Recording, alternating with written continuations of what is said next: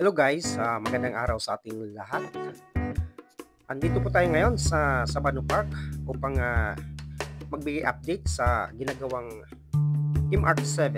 Papunta po tayo ngayon sa Quirino Station. Ito po sa Sabano Park, sa harap po ng highway ng Quirino, kung saan dito dadaan yung linya ng MRT7. At titingnan natin kung gaano kalaki yung progress dahil tuloy-tuloy po yung kanilang ginagawa. Sa harap natin, yan po yung Ayala Land. Mga high-end na village.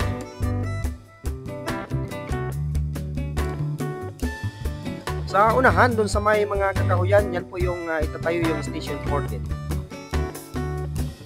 Alright. Andito na po tayo ngayon sa pinakahuling poste na itinayo ng MRT7 sa may Tala Station. At ang balita natin, mamaya-maya daw ay babaklasin na itong porma dahil nabuhusan na po ito nitong nakarang araw. Okay, sa kaliwa, yun po yung magiging Tala Station or Station 13 bago mag San Jose del Monte Station. Ayan, inumpisahan na pong magbaklas ng mga porma. So mamaya tapos na po ito. Sa unahan, yung bandang stoplight, ito nakalatag na yung mga poste. Okay na. Ang kulang na lang yung pier gate para ikakabit yung girder. Pagka naikabit yung girder, maayos na. Ayan, mga ilang poste lang po yan guys. Dahil sa unahan ng stoplight, meron ng mga pier gate at nakita natin, nasilip natin kanina na mayroon ng mga girder. Sa kanang bahagi, yun po yung magiging Tala Station or Station 13 dito sa North Caloocan. Malawak-lawak po ito dahil balita, ito yung gagawing intermodal public utility terminal. Dito po tayo sa harap ng Metro Plaza, doon sa may unahan, stoplight po yon. Ayos na rin po yung kanilang mga poste. At sa baba, medyo malawak-lawak na rin yung kalsada dahil medyo iginitna na yung mga mga concrete barrier.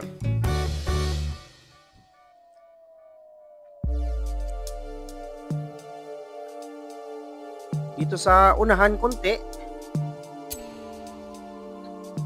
ng Metro Plaza sa tapat ng Jollibee, dito nag-prepare na rin sila ng mga materyales para sa pag-aayos ng pier head. Ayan. Kaya medyo malawak-lawak yung nasasakop nila sa gitna. Kaya medyo nakaka-apekto pero okay lang. Alright, dito na po tayo sa Seyfels, sa harap ng Seyfels. Nung nakarang linggo wala pa ito. So ngayon meron ng mga girder. Ibig sabihin, sa taas na po yung kanilang trabaho. Sa baba, ang gusto lang naman natin na maibalik sa dating normal na hindi na ganun ka-traffic dahil alam naman natin na medyo matagal-tagal pa itong MRT7 matapos. So ang concern natin, yung sa baba, kasi ito po talagang nagdi-delay sa mga commuters. Ayan, mula doon sa Seyfels, sa may bandang harap ng Seymour, makikita natin na meron ng ginagawang pier head. Ito yung dalawang poste dito banda ang natitira. Kaya medyo hindi na ito magtatagal.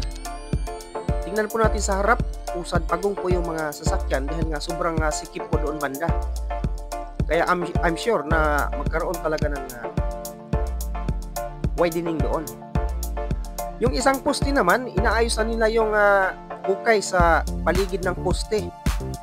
Kapag yan po ay nabuhusan na, yan po ang isusunod na kakapitan ng pier head. Ayan yung mga marami pong gumagawa guys. Lalo na itong may ginagawang pier head. Ayan yung mga equipments nagbubunot ng mga metal sheet para sa pile cap. dito sa part na ito, meron na rin isang segment na nakabitan ng mga girder. So sobrang sikip po talaga dahil merong mga malalaking equipment na nakaparada sa gitna. Sobrang laki po yan, guys. Heavy equipment, ayan. Sa unahan, yung isang poste nila talaga na isa sa pinufokusan nila. Ayan, marami pong gumagawa. Ang daming mga equipment sa gitna nakambala, kaya mapansin natin kahit mga motor doon sa kabila, napakabagal. Ito na lang po talaga yung isang poste sa tatlo na natitira bago matawid yung mga girder. Yun sa unahan, meron ng girder. Ito, nag-umpisa na rin silang dahil tapos na yung mga hukay sa paligid, meron ng buhos. So konkreto na yung paligid niya, kaya nait na yung mga scaffolding. Ayan, naka-prepare na yung mga malalaking crane para siguro mamayang gabi isasara na naman nila yung kabilang kalsada para makagalaw sila ng maayos. So salubong na po yan mamayang gabi. Ganyan po kadalas dito, kaya kahit gabi, mga alas 10 hanggang magdamag, nakaranas din po ng sobrang traffic dahil salubong yung mga sasakyan. Tatawid muna tayo sa kabila, titingnan natin yung kabilang portion kung anong status. Dahil dito, andito na po yung pinaka huling poste na meron ng girder mula doon sa depot.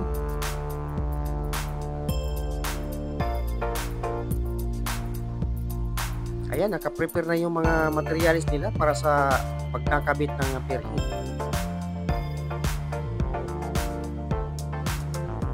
Ito na po tayo sa kabila, guys. Okay.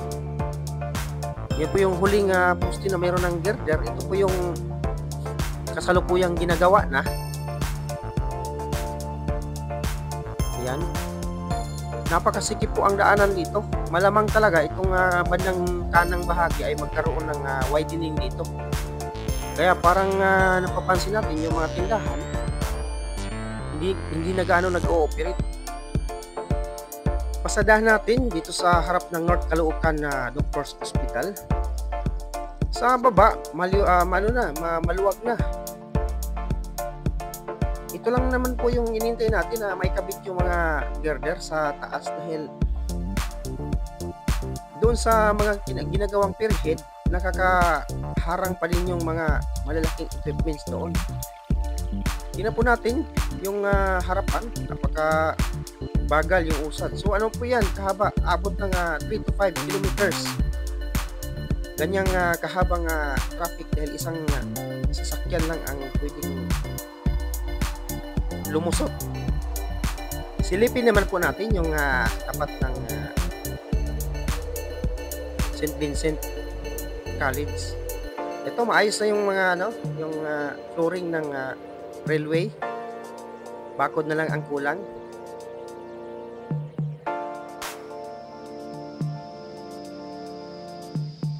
Medyo mabagal lang konti yung mga sasakyan dahil mayroong mga para sa unahan. Pero ayos na dito. Malawak na yung daanan dito. Sa harap lang talagang malayo na po yung narating natin. Pero ganyan pa rin ang usad pa doon sa kabila papunta roon sa ginagawa kanina. Yun na lang kung portion na yun ang medyo nakakaabala po talaga. So sana matapos na mga ilang araw lang. Dito sa bandang pangarap, hindi pa rin po naikabit yung mga girder, pero ayos na. Hindi na gano'ng naka-apekto. Although may mga materials pa sila nakahambala na kumakain ng space sa baba, pero medyo medyo maluwag-luwag na yung daanan dito. Yan po yung papunta doon sa pabalik. Sa ginagawa kanina, medyo matraffic po talaga.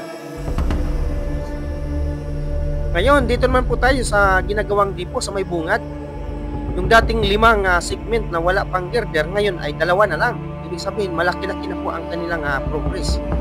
Ang take note, doon sa unahan, 2 ano po yun, 2 release po yun na nagsanga. Papuntang di po yung isa, kaya malaki-laki po trabaho yun. Itong 2 segment, ito po yung medyo hindi na ganun kalawak yung dapat trabahuin dahil nauna, tapos na yung mga perhead at nakaready na rin po yung mga metal girder doon sa unahan dati. May Quezon City na naka-stack doon sa gitna. Ayan, ito yung 2 segment na nagkokonekta mula sa depot na hindi pa nakabitan, na sigurado ako mamayang gabi umpisa na naman ito dahil nung nakaraan 5, ngayon 2 na lang. So mabilis, ilang araw lang. Dahil dire-diretso na po yung kanilang trabaho dito. Pagka ito ay matapos yung segment sa taas, hindi na kailangan magtambay yung mga equipment dyan, mga heavy equipment, mga crane. Ang laki po talaga ng kinakaing space sa gitna, kaya pusad pagong po talaga dito. Pero sa unahan medyo medyo maluwag na, kaya ayahin na yung mga commuters. Yun lang naman, kahit hindi gaanong kahit medyo matagalan pa konti yung MRT, basta yung ibaba, yun lang ang matapos. Ito naman po tayo sa unahan konti, yung may sanga papuntang di po yung isa. Yan po yung mga sinasampa nila nung nakaraang araw. Yung 5 segment na ngayon ay 2 na lang doon sa unahan, pabalik. Ready na rin po yung mga mga maintenance facilities doon sa loob mismo ng depot. Bubong na lang din po ang kulang dahil tapos na yung mga process. Ayan, kitang-kita. Tsaka may ginagawa sila sa harap na structure. May mga rebars na buhos na lang din ang kulang. Ang daming gumagawa, guys. Sana mapabilis ito dahil plano ng administrasyon na pabibilisin ito. Yun ang goal ni Sik Vince Dizon.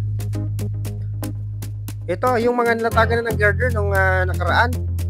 Meron ng flooring. So ang laki po ng progress. Yun po yung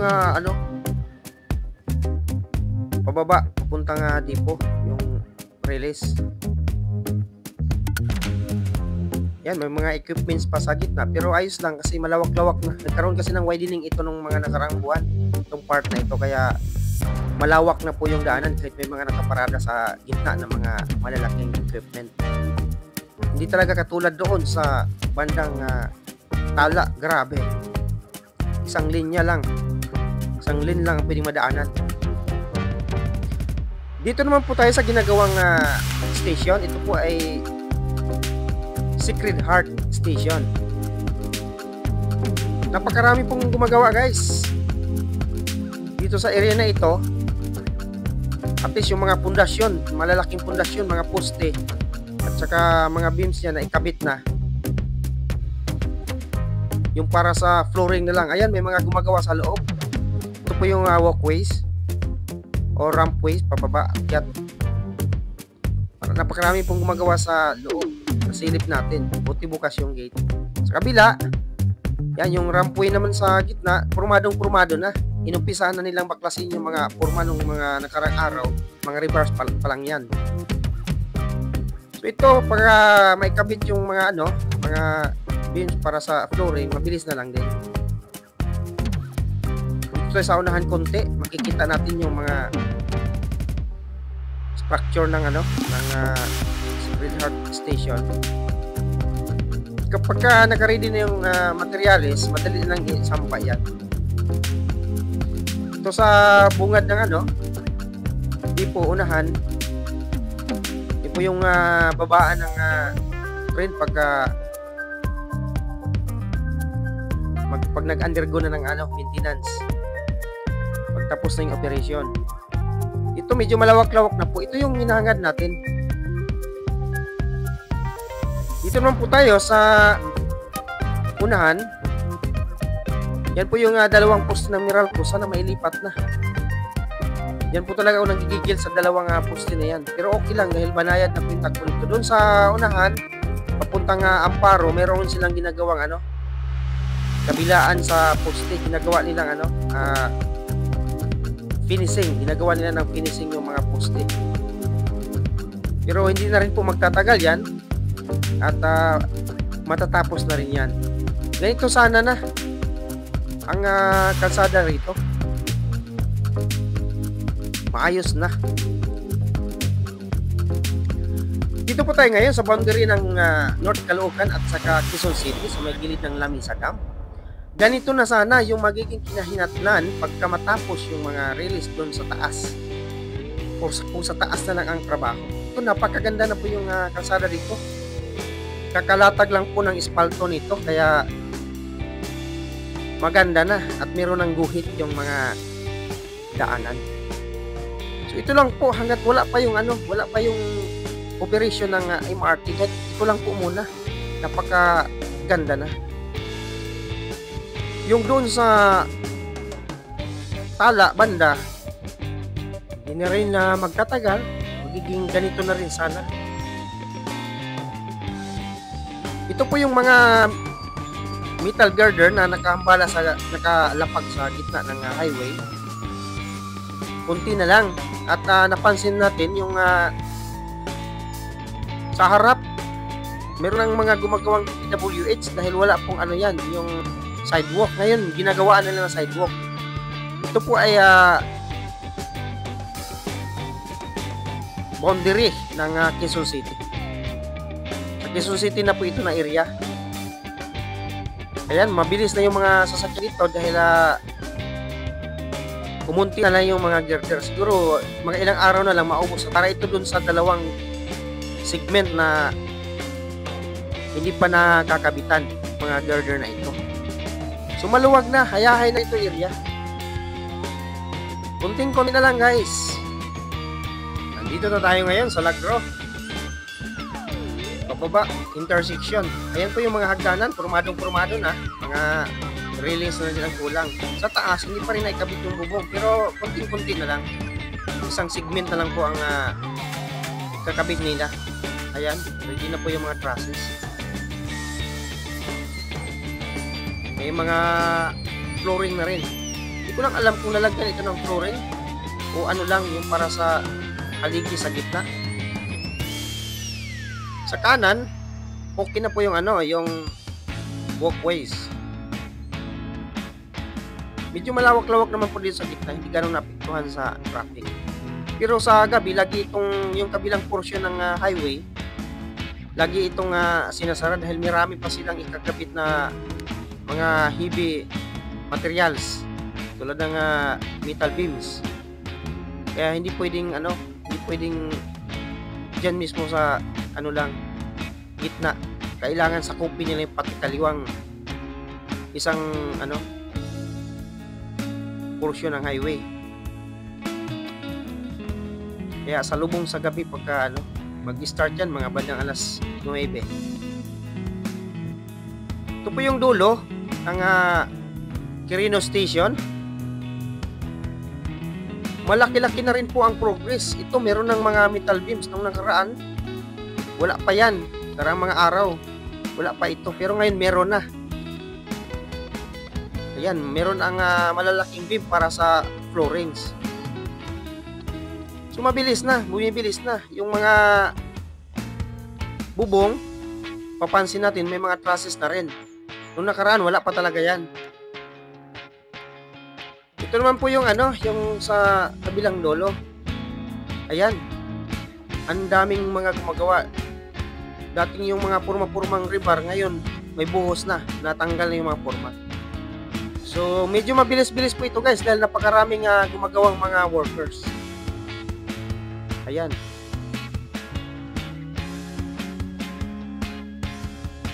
Sana ito po ay hindi na rin magtatagal. Magiging ilang month or taon magiging operational na ito. Yan yung mga may forma para po yan sa walkways sa kabilang dulo. papuntang interview.